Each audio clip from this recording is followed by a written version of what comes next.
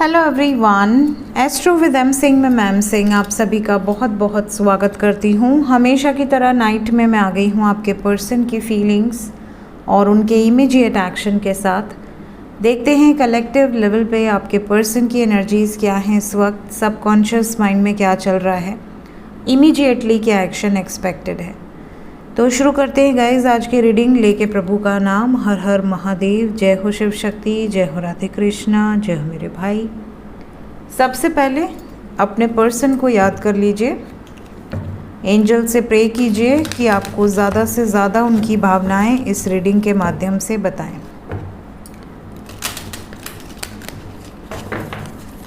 क्या सोच रहे हैं इस वक्त आपके पर्सन, सबकॉन्शियस माइंड में क्या चल रहा है।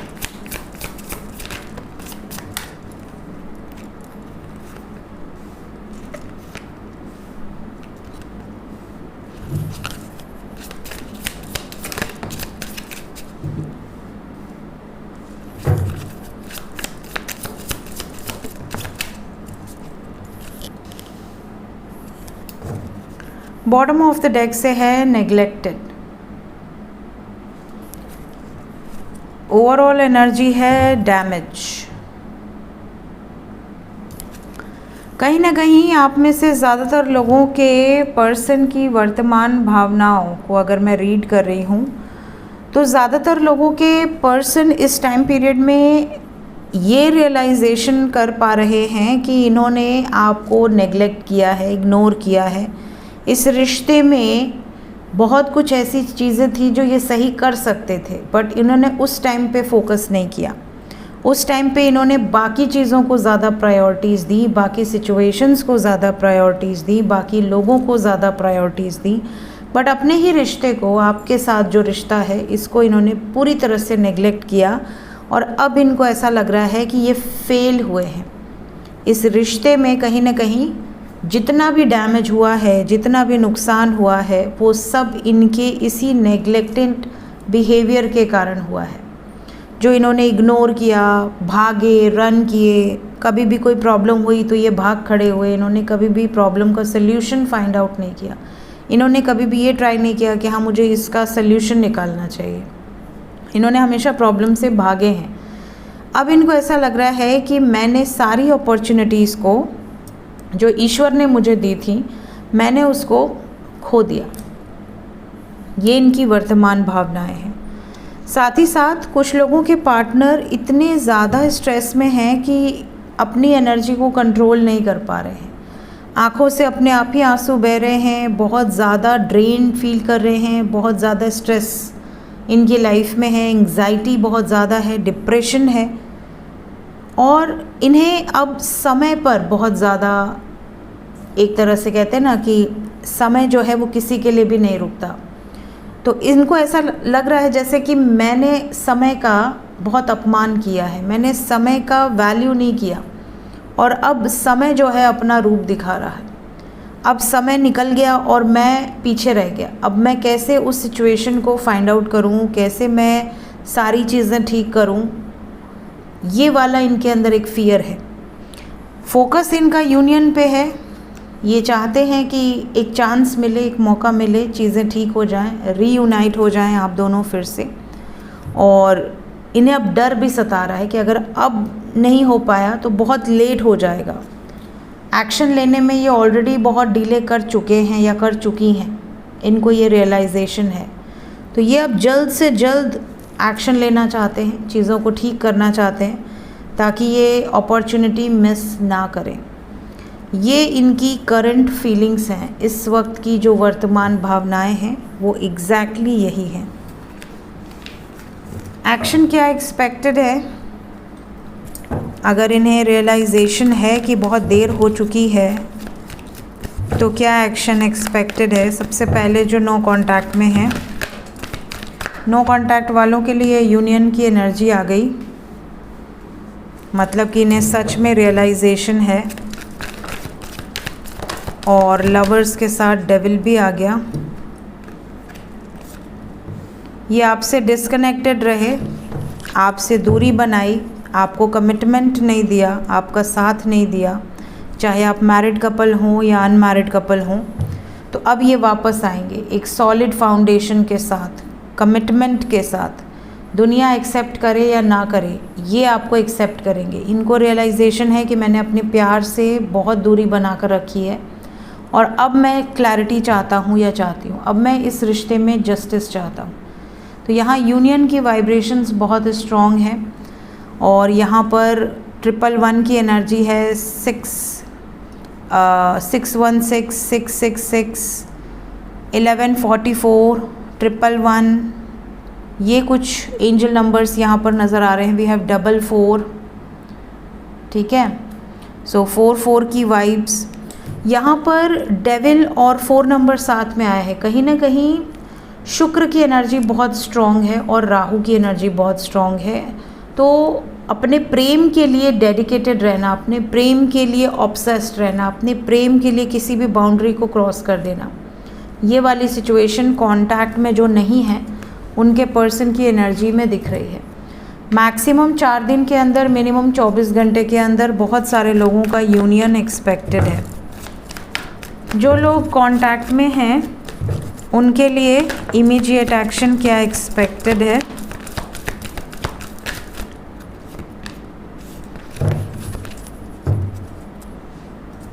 जितने भी लोग कांटेक्ट सिचुएशन में हैं,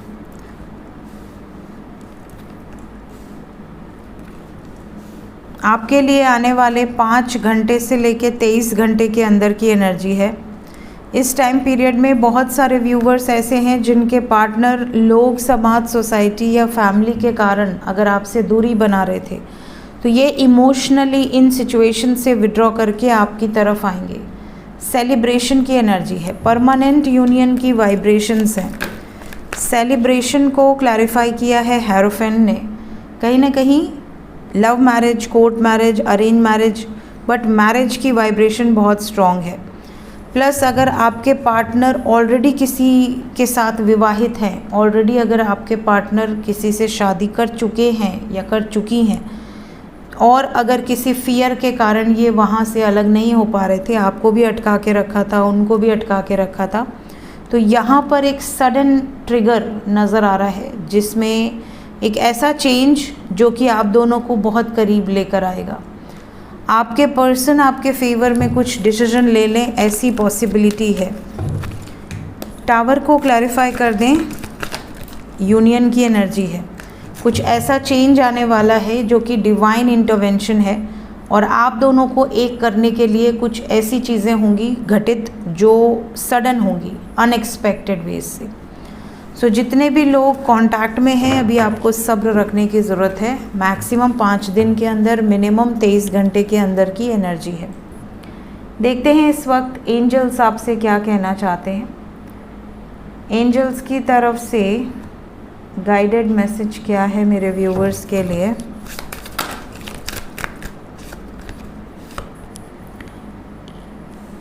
किस पर्पस से आपका जन्म हुआ है, इसको फाइंड आउट कीजिए। अगर अभी तक नहीं किया है, फाइंड आउट कीजिए आपका सोल पर्पस, आपका लाइफ पर्पस, आपके पेंडिंग कर्मास, ताकि आप हील कर सकें।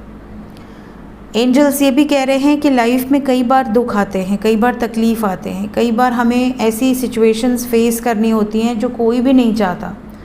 इवन आप भी प्रे करते होंगे कि हे प्रभु, मेरे दुश्मनों को भी ऐसी सिचुएशन ना फेस करनी पड़े जैसी मैं कर रहा हूँ या कर रही हूँ। लेकिन उस समय में भी अगर आप अपना संयम बना कर रखते हैं, पेशेंस रखते हैं, अपने माइंडफुल रहते हैं चीज़ों को, आपको पता है कि आज दुख आया है तो सुख भी आएगा, आज सुख है तो दुख भी आएगा। तो जब आप इन चीज़ों से परे हो जाते हैं तो आपको कोई भी दुखी नहीं कर सकता। अगर आप दुख में दुखी रह रहे हैं, परेशान रह रहे हैं, तो आपका प्रेजेंट तो आपने ख़राब कर ही लिया, आप अपना फ्यूचर भी ख़राब कर रहे हैं। तो एंजल्स कह रहे हैं कि दुख भी एक चैलेंज ही है जो आपकी ज़िंदगी में आया है और आपको कुछ सिखाने के लिए आया है, तो उसको भी ग्रैटिट्यूड शो कीजिए। ऑनेस्ट रहिए, डेडिकेटेड रहिए। कई बार ऐसा होता है कि एक इंसान के लाइफ में मल्टीपल चॉइसेस हैं, ये गया तो ये है, दोनों गए तो तीसरा आएगा या आएगी, ये ऑलरेडी ऑप्शन है, बातचीत हो रही है थोड़ी थोड़ी, एक बना कर रखा हुआ है कि अगर इन दोनों से ब्रेकअप हो गया तो कोई रहे सब्स्टिट्यूट। आज के टाइम में बहुत कम ही लोग ऐसे हैं जो डेडिकेटेड हैं, जो लॉयल हैं, जो जिन्हें पता है कि हाँ यही मेरा बंदा है या बंदी है और मैं इसी के लिए जीवित हूँ, मैं जब तक मेरी सांसें चल रही हैं इसी के लिए मैं डेडिकेटेड रहूँगा या रहूँगी, ये मुझे मिले या ना मिले। That is true love. अगर मिल गया मीन्स आप भाग्यशाली हैं, नहीं मिला तो भी आप उनसे प्रेम करते रहें अनकंडीशनली। ये नहीं कि ये नहीं मिला तो चलो किसी और के साथ हो लेते हैं। ऑनेस्टी क्या है, डेडिकेशन क्या है, यही है। एक पशु भी डेडिकेटेड होता है, लॉयल होता है, उसको पता होता है क्या करना है क्या नहीं करना है। तो इंसान की लाइफ से कहीं ना कहीं डेडिकेशन एंड लॉयल्टी मिसिंग है। कोई पति शादी करके पत्नी को लेकर आ रहा है, विवाह करके पूरे रीति रिवाज से पति चीट कर रहा है, तो ये क्या है, ये पाप कर्म है, कहीं ना कहीं ये पाप है। क्योंकि आपने किसी का पानी ग्रहण किया और उसके बाद आप उसे तकलीफ़ दे रहे हो, उसे गाली गलौज कर रहे हो, उसको पीड़ित कर रहे हो, उसको टॉर्चर कर रहे हो, उसके माँ बाप को टॉर्चर कर रहे हो और आप बाहर कहीं अफेयर कर रहे हो। इसी तरह कोई महिला है जिसका पति उसके लिए बहुत डेडिकेटेड है, बहुत उससे प्रेम करता है, बट महिला जो है वो कहीं ना कहीं दूसरे से अटैच्ड है, दूसरे की तरफ आकर्षित है। तो यहाँ पे एंजल्स कह रहे हैं कि अगर आप किसी रिश्ते में लॉयल हो, अगर आप किसी रिश्ते में डेडिकेटेड हो, तो ईश्वर आपसे प्रसन्न होते हैं और आपको हमेशा ब्लेस करते हैं। लेकिन अगर आप डिसऑनेस्ट हो, आप धोखा दे रहे हो और आपकी अंदर से आपकी अंतरात्मा भी जानती है कि कहीं ना कहीं आप गलत रास्ते पर हो, अगर आप अपनी अंतरात्मा की आवाज़ सुनकर वहीं रुक जाते हो, माफ़ी मांग लेते हो, तो भी ठीक है। बट सब जानते बूझते भी अगर आप उसी रास्ते पर आगे बढ़ते हो तो ईश्वर अपना हाथ आपके ऊपर से कहीं ना कहीं हटा लेते हैं। फिर कभी आपकी लाइफ में प्रॉब्लम आती है तो आप जब ईश्वर से प्रार्थना करते हो तो आपके मन में ये एक बार जता ज़रूर देंगे कि तुमने भी तो यही किया है। जब आप किसी के साथ डेडिकेटेड नहीं हो, लॉयल नहीं हो, तो आप ईश्वर से कैसे एक्सपेक्ट कर सकते हो कि आपके साथ सब लोग लॉयल ही रहें, सब लोग डेडिकेटेड ही रहें, आपको धोखा ना दें, है ना। ये भी आपसे कहा जा रहा है कि सब्र रखें। आज के टाइम में patience is the key to success. अगर आपके अंदर सब्र है तो आप धीरे धीरे धीरे धीरे सक्सेस तक पहुंच जाएंगे। शनि ग्रह जो हैं ये सब्र रखने को ही सिखाते हैं। शनय शनय कहा गया है, तो सबसे स्लो मूविंग प्लैनेट हैं, सबसे ज़्यादा समय लेते हैं एक परिक्रमा का और सब्र देते हैं। जब आप पेशेंटली कर्म करते हो, डेडिकेटेड रहते हो, तो आप लॉन्ग टर्म सक्सेस अचीव करते हो। टेम्पररी सक्सेस की बात नहीं की, एक बार एकदम ऊंचा उठा, नेम फेम रिकॉग्निशन, फिर धाएँ करके नीचे गिरा, उसके बाद गायब हो गया, कोई जान ही नहीं पा रहा कि ऐसा भी कोई व्यक्ति आया था। तो ये टेम्पररी सक्सेस है। परमानेंट सक्सेस वो है कि लाइफ लॉन्ग चलते ही, जब तक जीवन है, लोग आपके मान सम्मान प्रतिष्ठा आपकी बनी हुई है, एक इनकम का स्रोत प्रॉपरली बना हुआ है, कि स्टेबल इनकम है, ये शनि देते हैं। और शनि आपको सिखाते हैं सब्र, पेशेंस रखिए। अगर आपकी डेस्टिनी में कोई चीज़ है और आपने सब्र रखा है, वो चीज़ आपको मिलेगी ही मिलेगी। सो ये थी गाइज़ इस वक्त की एनर्जी रीडिंग। मिलते हैं नेक्स्ट रीडिंग में। Till then take care, bye bye.